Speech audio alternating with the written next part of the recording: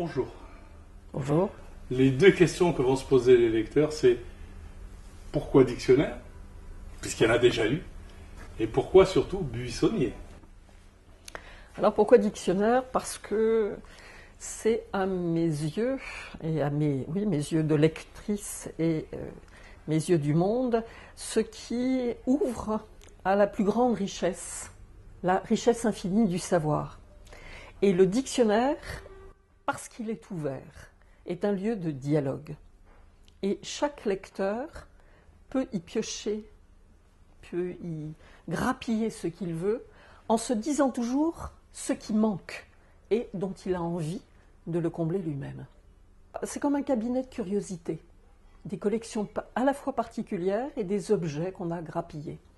Alors pourquoi buissonnier? Le mot vient, l'idée vient du XVIIe siècle, à la fin du XVIIe siècle, quand le roi Louis XIV a commencé les dragonnades, donc les persécutions contre les protestants, qui n'avaient donc d'autre choix pour échapper à la fois aux dragonnades et à la mainmise de l'Église officielle que de à la fois faire leur prédication et surtout leur école dans les buissons, ce qui permettait d'échapper bien évidemment aux dragons du roi. Et le buissonnier, c'est, on dirait presque synonyme d'hérétique. Hérétique est un très très beau mot, bien évidemment galvaudé par le dogmatisme ambiant, mais qui veut dire en grec le choix. Et aller derrière chaque buisson, c'est d'une certaine manière voir comment la vie du monde est en expansion. On peut y batifoler. Au sens propre, ça veut dire s'agiter en faisant le fou, en battant les buissons. On peut baguenauder, on peut musarder, exactement comme un chien qui va mettre le museau pour flairer toutes les bonnes saveurs. Alors cet ouvrage a été fait avec Jean-Marc Pétillot, qui est passé grand maître de l'obédience opéra, et un ouvrage à quatre mains. Quel a été le rôle de Jean-Marc Pétillot?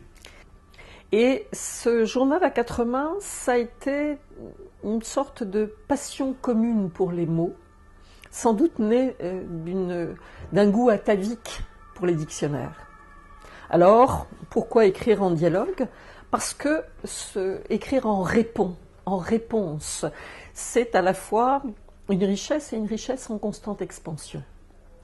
Donc, c'est deux expériences qui sont à la fois mêmes et différentes. Une obédience strictement masculine, une obédience mixte comme la mienne, et deux vécus autour de mots qu'on aime autant l'un que l'autre. Si le franc-maçon peut être à la fois enfant, poète et fou, comment ce dictionnaire reflète-t-il ces trois statuts? Alors d'abord, pourquoi enfant, poète et fou? Parce que l'enfant est celui qui a le regard naïf sur le monde.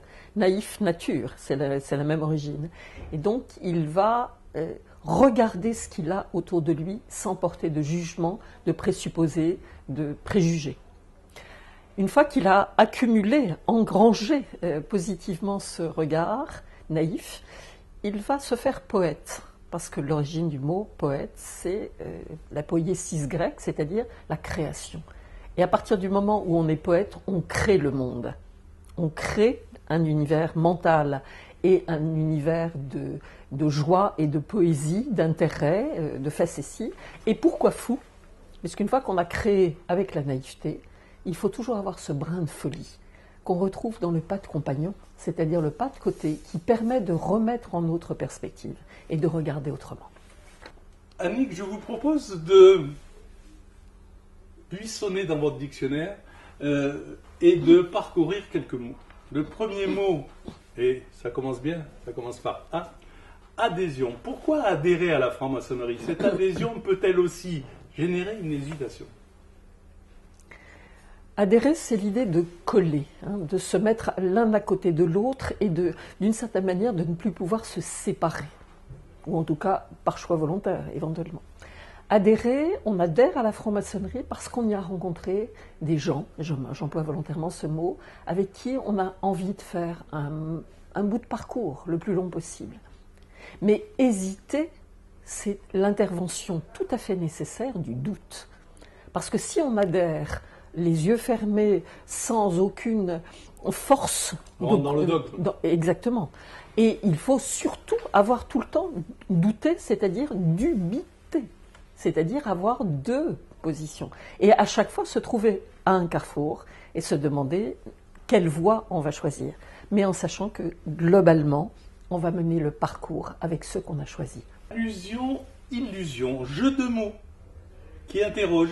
Le franc-maçon peut-il vraiment abandonner ses illusions? Et quel jeu joue le maçon entre allusion et illusion?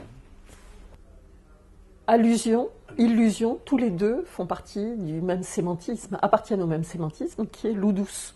Le mot définit à la fois le jeu et le jeu sérieux qu'est l'école. C'est comme ça qu'on donne l'appellation de l'école.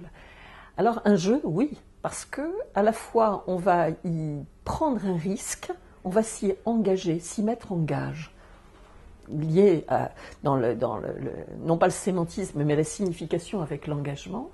Mais en même temps, on sait que ce jeu est très sérieux parce qu'il engage complètement la manière dont on va vivre. Alors on peut le prendre de manière illusoire, en se faisant des fausses idées, et là on retombe dans le préjugé, le présupposé que nous évoquions tout à l'heure. Et puis ça peut être l'illusion que tout est parfait, ce qui serait une grave erreur de croire que la maçonnerie en tant qu'utopie résoudrait tous les problèmes, serait bien évidemment une solution à tout. L'illusion, elle ne peut être que péjorative si on la prend comme une vérité. Amour fraternel, est-ce un pléonasme ou un oxymore? Ah, là, dans le dictionnaire, je me réfère à cette magnifique formule de Saint-Mupé, le dessinateur, qui dit « Sincère amitié, est-ce effectivement un pléonasme ou un oxymore ?» En tout cas, on peut poser la question. C'est un pléonasme si on a l'impression de redire deux fois la même chose. C'est un oxymore si on oppose deux termes qui sont incompatibles.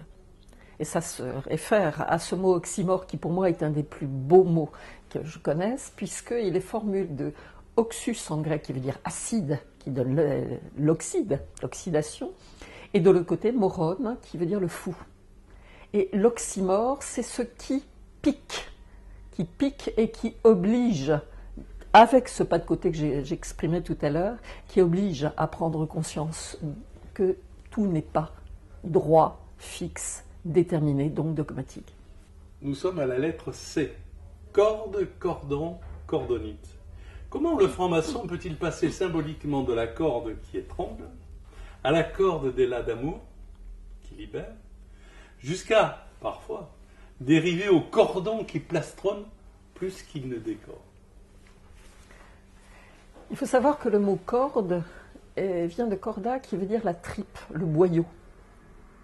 Et ce qui est intéressant, c'est que d'avoir pris comme symbole cette corde ramène tout le temps le franc-maçon à ce qui est son corps et l'empêche de se prendre pour un pur esprit. Et à partir du moment où on parle de cordon, effectivement, on peut, si on coupe la tête du corps, on risque d'étouffer complètement tout ce qui est vivace, vivifiant.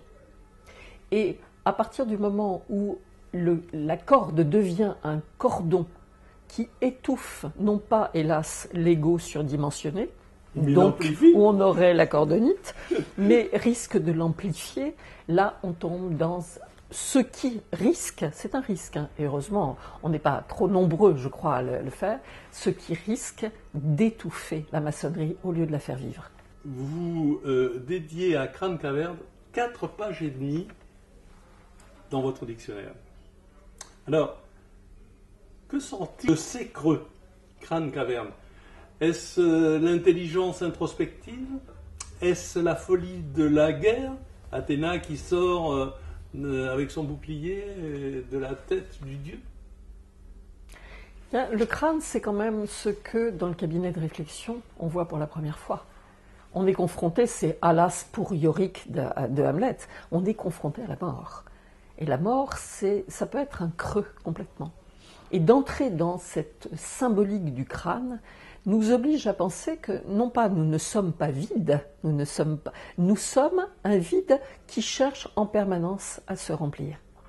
Et donc nous allons descendre dans la caverne de Platon, qui est aussi le monde de l'illusion, nous parlions de l'illusion tout à l'heure, qui est le monde qui peut être qui peut induire complètement en erreur. Mais ce qui est intéressant, c'est de penser que nous sommes un vide, ou en tout cas, nous acceptons d'être un vide qui se remplisse en permanence. Fraternité, 6 pages. Annick Drogou et Jean-Marc Pétillot ont consacré 6 pages à la fraternité. Et comment la fraternité peut-elle être choisie ou subie? Fraternité, c'est un mot qui, là aussi, nous est, entre guillemets, imposé dès notre naissance, fraternité biologique, avec cette phrase de Gide, famille, je vous hais, hein, avec la haine. Et pourquoi accepterait-on quelqu'un, qui que ce soit, parce qu'on nous l'impose? La plus grande erreur, à mon avis, serait de donner la fraternité comme une sorte de sauf-conduit, de laisser-passer, de sésame qui ouvrirait à la sensiblerie et autres. Nous ne sommes pas en maçonnerie pour être dans le sentiment. Nous sommes dans un choix, et un choix qui se construit. Et la fraternité se construit tout au long de notre parcours maçonnique. C'est un très beau mot s'il est justement actif et non pas une étiquette passive. Eh bien, Annick Drogou, merci d'avoir répondu à nos questions. Nous avons hâte de lire ce merveilleux dictionnaire buissonnier. Merci beaucoup. Merci beaucoup.